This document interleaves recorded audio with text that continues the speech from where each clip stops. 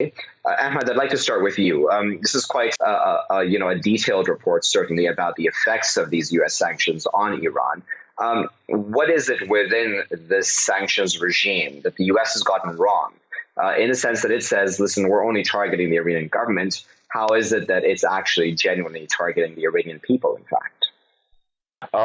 Thank you for having me first. What we're saying in our report basically is that the U.S. sanctions, the way they are designed, they pose a serious threat to the Iranians' right to health. How so? Iran imports 3% of the medicine it uses, which is pretty low rate if you think about it. However, those 3% is a highly specialized portion of the market, which means that they are essential medicine. We have identified in our report at least 240 drugs included in those specific 3% that the World Health Organization classifies as essential medicines.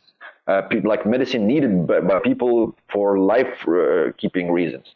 Now, theoretically, the U.S. sanctions include exemptions that are supposed to facilitate humanitarian aid into Iran, including medicine. But in practice, those exemptions just don't work.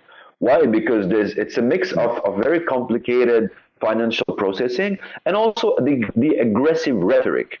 And this is why banks and companies that could engage into humanitarian trade with Iran, they back off because it's complicated and also because simply they are worried because the context of aggressiveness of the U.S. rhetoric is so pervasive that they're just worried that they get sanctioned if they engage in humanitarian trade. Yeah. The conclusion of that is that people, like everyday people in Iran who suffer from diseases such as leukemia, epilepsy, including children, cannot get this treatment. And then there are shortages in the medicine, in the stocks for chemotherapy, for example, for children. This is a real serious humanitarian concern.